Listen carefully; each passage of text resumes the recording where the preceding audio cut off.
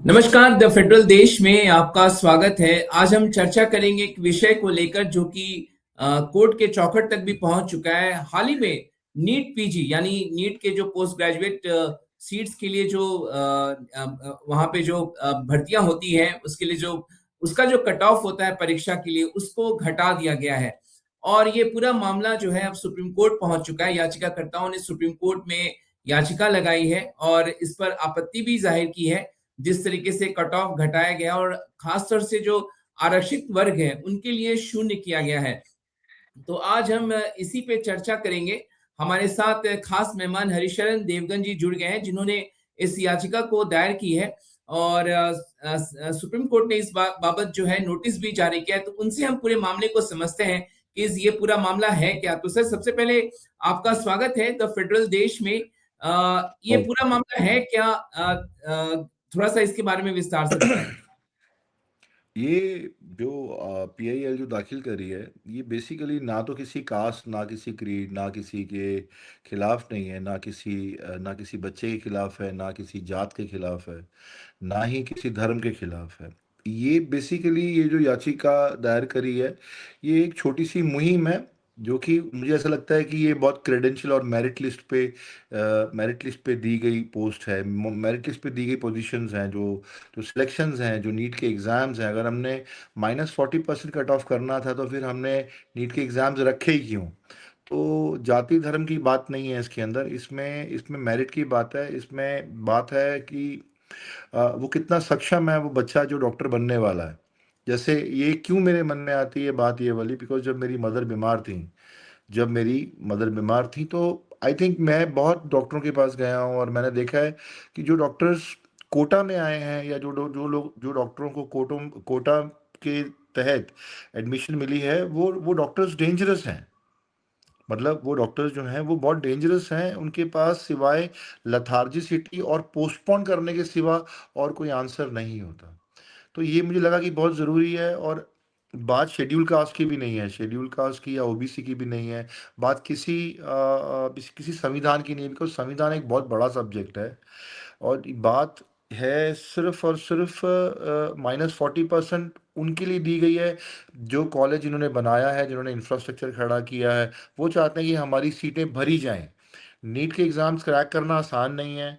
40% करते ही जो मेरिट लायक भी नहीं है, जिसका कैलिपर नहीं है, वो बच्चा भी अगर डॉक्टर बन के सामने आएगा, तो ये बात हमारे लिए नहीं, पर आने वाले 15-20 साल के बाद हमारा मेडिकल सिस्टम, मेडिकल का जो समीकरण है हमारे हिंदुस्तान का, वो डगमगा जाएगा और चरमरा जाएगा। ये रीज़न था कि मैंने बहुत स्ट्रॉन्ग स्टेटमेंट ली और बहुत सोच समझ के मैंने इसको फोर्सफुली पीआईएल दाखिल किया है। सर, आपको थोड़ा सा इंटरप्ट करना चाहेंगे। अगर थोड़ा सा आप अपना हेडरूम जो है उसको थोड़ा कम कर पाएं तो थोड़ा स्क्रीन पे हमारा जो प्रेजेंटेशन है थोड़ा, जी बिल्कुल, बहुत अच्छा लग रहा है। अब मेरा दूसरा सवाल सर यही है कि 18,000 सीटें जो हैं, ये कहा जा रहा है कि नीट पीजी में जो परीक्षाएं होती हैं उसमें खाली रह जाती हैं वो सीटें, उसको कैसे भरा जा सकता है? तो फिर क्या तरीका होना चाहिए, क्योंकि ये भी तो एक चिंता का कारण है कि पोस्ट ग्रेजुएट सीट से इतनी खाली रह जा रही हैं। और हालांकि आपने आरक्षित वर्ग की बात की, सामान्य जो कैटेगरी है उसमें भी कट ऑफ को कम किया गया है। नहीं, नहीं, ये अगर इंफ्रास्ट्रक्चर, जब भी कोई रेवेन्यू जनरेट होता है, आप एक रेवेन्यू जनरेट करने के लिए एक इंफ्रास्ट्रक्चर को आप तैयार करते हो। और वो इंफ्रास्ट्रक्चर जब ज़रूरत से ज़्यादा तैयार करता है तो उसकी डिमांड गिरती है। लेकिन ये इंफ्रास्ट्रक्चर कोई बिल्डिंग, फ्लैट या कोई ऑफिस बेचने जैसा तो नहीं है। ये मेडिकल सीट है। और मेडिकल सीट हमेशा किसी ना किसी तरीके से, हमेशा उस पे कॉमर्स ने या रेवेन्यू ने अपने हैंडशेक किए हैं। पैसे ने money has always shaked his hands with medical seats. तो बड़े बड़े कॉलेजेस अगर आप ध्यान से देखो तो जितने बड़े कॉलेजेस हैं, ये सारे बड़े महामंत्रियों के हैं, बड़े मंत्रियों के हैं, बड़े बड़े पॉलिटिशियंस के हैं, बड़े बड़े नामी गिरामी समाज सेवकों के, जो so called MLA, MPs, ministers, cabinet ministers, may be some portfolio ministers. अगर इतने बड़े बड़े नाम अगर इंफ्रास्ट्रक्चर डेवलप कर रहे हैं, तो डेफिनेटली उसको भरने के लिए वो एक नाजायज़ तरीका तो इस्तेमाल नहीं कर सकते। जो मुझे लगता है, अगर इंजीनियरिंग कर रहे होते यहाँ पे ह्यूमन इन्वॉल्व है, एक्चुअली ह्यूमन बॉडी इन्वॉल्व है। मानो कोई और जात है, कोई शेड्यूल कास्ट का डॉक्टर है, 10 साल बाद, 5 साल बाद अगर मैं जाता हूँ तो सबसे पहले मैं उसका नाम पूछूंगा कि उसका पूरा नाम क्या है। और अगर वो बोलेगा कि मेरा नाम, वो कोई ऐसा नाम लेता है जो कोटे में आता है, तो मैं उससे अपना इलाज नहीं कराऊंगा। मैं डेफिनेटली कोई ऐसा डॉक्टर ढूंढूंगा जो कोटे में नहीं आता, जो एलिजिबिलिटी के लेवल पे, जिसने पढ़ाई करी हो, जिसने सीट अपने दम पे हासिल करी हो, भले वो 70% पास हुआ हो, लेकिन उसने प्रैक्टिस करी हो, and he is a strong stabilised doctor and treating my family. मैं उसको कैसे हाथ लगाने दूंगा कि अगर वो कोटा का है और वो मेरे परिवार को अगर वो ट्रीट कर रहा है, ये नॉन एक्सेप्टेबल हो जाएगा। ये उन लोगों के लिए भी प्रॉब्लम है जो लोग इसका लाभ उठा सकते हैं, जो -40% की कैटेगरी में आते हैं। ये उनके लिए भी प्रॉब्लम है बहुत बड़ी। उनके लिए ये कोई गिफ्ट नहीं है, या उनके लिए कोई सहूलियत नहीं है। ये उन लोगों के लिए भी एक अभिशाप है।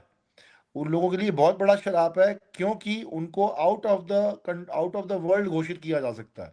मतलब लोग उनको अलग से देखना स्टार्ट कर देंगे उनको, कि ये शेड्यूल कास्ट है, कोटे में डॉक्टर बन के आएगा।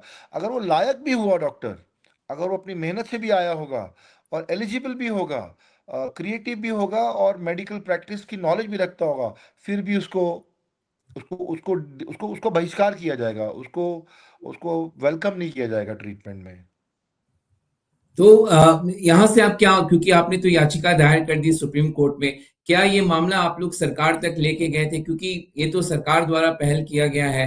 वहां पे क्या आपने कोई आपत्तियां जाहिर की थी कि इस तरीके से जो क्वालिटी जो डॉक्टर्स हैं वो इफेक्ट हो सकते हैं, लोगों के जीवन पर इसका असर पड़ सकता है, तो ऐसा कुछ आवाज आपने सरकार तक पहुंचाई थी?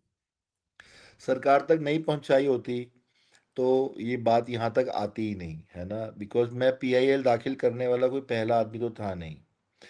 मेरे से पहले कईयों ने पीआईएल दाखिल करने की कोशिश की, लेकिन वो पीआईएल रिजेक्ट हो गई। राइट, उनको भी कोई एक राइट इंटरफेस चाहिए था, जो एक लेजिटिमेट आदमी चाहिए था, एक लेजिटिमेट रिस्पेक्टेबल और उसको क्या बोलते हैं, एक इंटेलेक्चुअल राइट, जैसे आपका है न्यूज़ दैट टॉक सेंस। तो उनको भी कोई सेंसफुल आदमी चाहिए था जो इस बात को रख सके और उसको जस्टिफाई कर सके। राइट, जैसे मैं आज बोल रहा हूँ कि बेसिकली श्राप नहीं, उनके लिए श्राप है ये। जो 40% कैटेगरी को जिनकी सहूलियत जिनको मिल सकती है, उनके लिए श्राप है ये, उनका बेनिफिट नहीं है।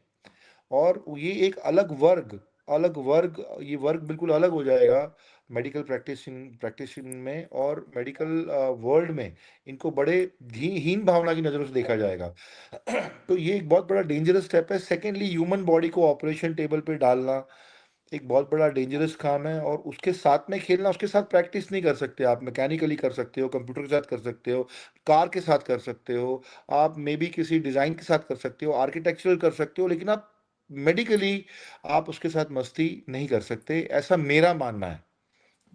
तो आपको ये भी लगता है कि अगर जिस तरीके से कट ऑफ में कमी की गई, तो आरक्षित वर्ग में जो होनहार जो लड़के हैं जो शायद अच्छा परफॉर्म कर सकते थे, उन पे भी इसका असर पड़ेगा? ऑब्वियसली आप स्टेटमेंट देखो ना, अभी जिन जो लोग केपेबल थे, उन लोगों ने ये बोलना शुरू कर दिया कि यार, अच्छा, उनको उन्होंने ये बोलना शुरू कर दिया कि यार छोड़ परा। जब -40 वाला भी हमारे साथ बेंच पे बैठ रहा है, और हमने जो दिन रात मेहनत करके जो नीट के पीजी के एग्जाम्स पास किए हैं, वो भी हम उसके साथ बैठ रहे हैं, वो हमारे साथ बैठ रहा है। तो एक मेंटल सेट ब्लॉकेज तो आ ही गया। लड़के अभी आजकल अगर, जैसे किसी का फ़ोन आया मुझे अमेरिका से, उसने अपनी बेटी को पीजी में एडमिशन कराना था। He is a very senior IT guy from America. उसने अपनी बेटी की एडमिशन करानी थी, और जैसे ही ये न्यूज़ उसके साथ सर्कुलेट हुई, उसके पास गई, उसने इमीडिएटली विड्रॉ कर लिया अपना decision. He is an Indian NRI, जिसने विड्रॉ कर लिया अपना, कहता oh my God, how can I do this, this is not possible. And he withdrawn, उसने अपने बच्चे का एप्लीकेशन विड्रॉ कर लिया। केपेबल था, लड़की 98% की थी, वेल फ्यूचरिस्टिक डॉक्टर बन सकती थी, but it did not happen. तो सो आई होप यू ये बात अंडरस्टैंड। बिल्कुल, और ये बात लाजमी भी है, सही भी है, क्योंकि जो बहुत नीट की परीक्षा, इतनी सरल परीक्षा तो हम लोग जानते हैं कि नहीं है। स्टूडेंट्स बहुत मेहनत करते हैं, अपना सालों लगा देते या हैं उसके या लिए। और उसके बाद इस तरीके से अगर प्रतियोगिता होगी तो उस पे जरूर क्वालिटी पे उसका असर पड़ेगा। Very true, very true. नहीं, बीमा लोग अभी मेडिकल एक हमारी रिक्वायरमेंट है, हमारा 140 करोड़ का देश है। अगर हमने आज अगर मेडिकल को नहीं संभाला, मेडिकल टूरिज्म को नहीं संभाला जो रेवेन्यू जनरेटिंग है, इस खबर के आते ही जैसे ये इंफॉर्मेशन बाहर आई -40% वाली, मेडिकल टूरिज्म का जहां इजाफा हो रहा था पिछले 15 सालों से, वो अचानक ही डिक्लाइन पे आ गया। आप देखो 29.3%। इतने कम समय में अगर मेडिकल टूरिज्म रद्द हुआ है तो आगे क्या होगा ये आप सोच सकते हो। वो भी अलग बात है। दूसरा सबसे बड़ी जो मुझे शौक लगता है जिस बात के लिए, मतलब मैं ब्लेम नहीं करना चाहता, लेकिन इंफ्रास्ट्रक्चर अगर बनाया है तो लालच से इंफ्रास्ट्रक्चर नहीं बनाया जा सकता। अगर मेडिकल की सीटें बिकनी हैं और एक जिसके पास पैसा है वही खरीद सकता है, तो 10वीं पास वाला भी खरीद ले, फिर उसको -40% की क्या जरूरत है।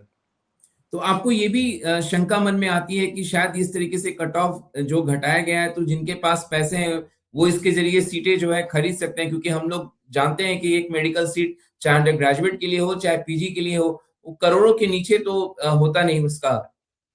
आपने खुद ही अपनी बात का जवाब खुद ही दे दिया कि करोड़ों के नीचे नहीं होता। तो जहां करोड़ों आ गए और ऊपर से 18,000 सीटों की बात, 18 इतने बड़े नंबर्स की सीटों की बात आती है, तो बहुत बड़ा फिगर इसमें इन्वॉल्व हो गया।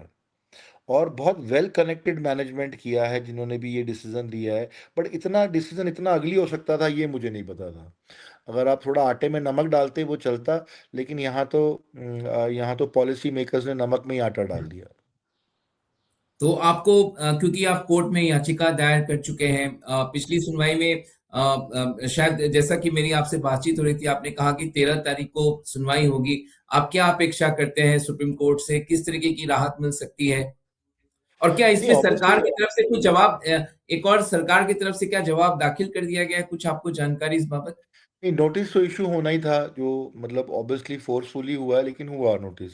और बेंच ने बहुत समझदारी से इसको कंसिडर किया। बेंच ने बहुत, दोनों जजेस ने बहुत समझदारी से इसको कंसिडर किया है, नोटिस जारी किया है, नोटिस उनको इशू हुआ है। डेफिनेटली वो भी अपना पक्ष रखेंगे। अभी वो तोड़ मरोड़ के रखते हैं या मरोड़ तोड़ तोड़ के रखते हैं, अपना पक्ष रखेंगे।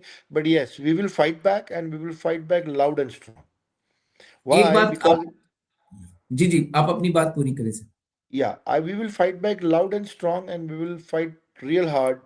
We will hit the opposition real hard and strong. उसका एक बहुत सिंपल एक इमोशनल रीजन है that my mother when she was sick, I have seen I have seen doctors with poor qualification dominating emotion. आप जब एक बात बोलते हो कि डॉक्टर साहब आप तो भगवान हो हमारे लिए, और मैंने बोला है, ये लाइन मैंने खुद बोली है, ये लाइन मेरे जैसे आदमी ने बोली है जो सक्षम है, कैपेबल है, फैसिलिटी खरीद सकता है, फैसिलिटी अवेल करा सकता है, ट्रीटमेंट ले सकता है, बड़े से बड़ा डॉक्टर हायर कर सकता है, उनसे ट्रीटमेंट ले सकता है। मेरे जैसा आदमी अगर ये बोल सकता है कि डॉक्टर साहब आप हमारे लिए भगवान हो, आप हमारे लिए भगवान से बढ़कर हो, प्लीज़ आप हमारी माँ को बचा लो, इस डायलॉग के बाद भी अगर हम डोमिनेटेड हैं, और डोमिनेटेड क्यों है? बिकॉज उसने एक वाइट कोट पहना है। और वाइट कोट क्यों पहना है? बिकॉज उसके पास सब्सिडी का एक क्या कहते हैं उसको, उसके पास एक सब्सिडी का ब्रह्मास्त्र है जो जब भी चलेगा तो खाली नहीं जाएगा। और हमारे ऐसे मेरा सिर्फ ये बोलना है कि अगर मेरे ऐसा आदमी अगर झुक सकता है तो आम पब्लिक की क्या वैल्यू है? वो तो इमोशनली ड्रिवन अवे हो ही गए। And then they are not answerable. सबसे बड़ी बात है कि आंसरेबिलिटी नहीं है उनकी। वाइट डॉक्टर्स की आंसरेबिलिटी थोड़ी है। आप देखो ना वाइट कोट वालों की, they are adamant, they are straight, they talk less, they are important, they are precise. और अगर ये 40% वाला मैटर आ गया तो कहानी खराब हो जाएगी।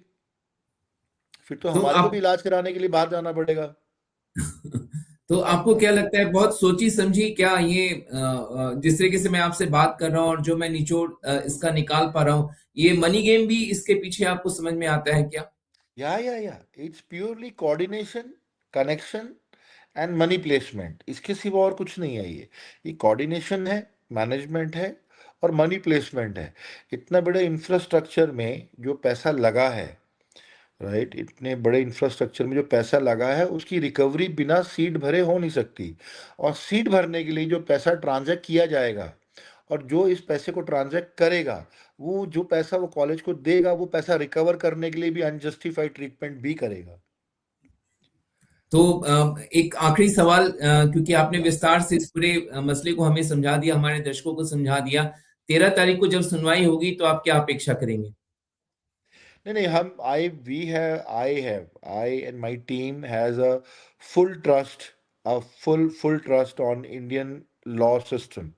जो इंडियन सिस्टम है हमारे लॉ का, हम मुझे सुप्रीम कोर्ट पे और अपनी बेंच पे पूरा भरोसा है और बहुत स्ट्रांग भरोसा है। मुझे बहुत बहुत स्ट्रांग अपेक्षा है कि they will make sure to withdraw their policy and make it correct before putting it again back on the board. बहुत बहुत शुक्रिया हरिशरण देवगन जी, जिस तरीके से आपने इस मसले पर चर्चा के लिए हमारे साथ जुड़े। तो दर्शकों, नीट पीजी में जो दाखिला है उसका कट ऑफ घटा दिया गया है और इसी को चुनौती हरिशरण देवगन जी ने दी है सुप्रीम कोर्ट में इस फैसले को। और देखना होगा कि 13 फरवरी को जब सुनवाई होता है तो क्या निकल कर आता है। लेकिन उन्होंने कई इसके पीछे पूरे मंशा पर उन्होंने सवाल खड़े किए हैं कि आखिरकार डॉक्टर्स जो कि इलाज करते हैं और लोग तो भगवान की तरह उनको मानते हैं, अगर क्वालिटी डॉक्टर्स अगर हॉस्पिटल्स में ना हो तो फिर लोगों के जीवन का क्या। तो देखना होगा कि सुप्रीम कोर्ट की तरफ से क्या निकल कर आता है। हमें भी इंतजार होगा इस पूरे पूरे मसले पर। तो बहुत बहुत शुक्रिया सर जुड़ने के लिए आज द फेडरल देश में आपका, इस चर्चा में शामिल होने के लिए। और हम फिर आपसे भविष्य में जब सुप्रीम कोर्ट का जो भी निर्देश आएगा उस पर हम आपसे फिर से जुड़ेंगे, बात करेंगे सर। बहुत बहुत शुक्रिया आपका। बहुत बहुत शुक्रिया। थैंक यू सो तो मच। दर्शकों, अभी तक आपने द फेडरल देश के यूट्यूब चैनल को सब्सक्राइब नहीं किया है तो उसे जरूर सब्सक्राइब करें, हमारे वीडियो को लाइक करें, शेयर करें। और यदि आपके पास कोई सुझाव है तो कमेंट बॉक्स में जाकर आप सुझाव भी दे सकते हैं। आज ये चर्चा देखने के लिए आपका बहुत बहुत शुक्रिया। धन्यवाद। Thank you thank you sir. Thank you Manish ji, thank you so much.